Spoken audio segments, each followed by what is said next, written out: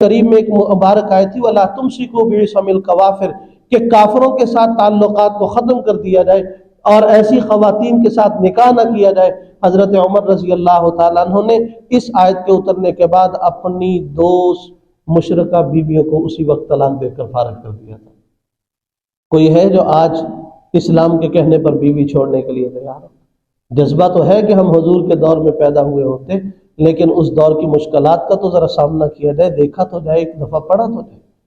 انسان کے دانتوں کو پسینہ آتا ہے وہ حالات دیکھ کر۔ حضرت عتبہ بن غزوان رضی اللہ تعالیٰ عنہ 7ویں نمبر پر اسلام قبول کرنے والے آدمی، بقول ان کے خود، انہوں نے خود ارشاد فرمایا میں نے 7ویں نمبر پر اسلام قبول کیا ہے۔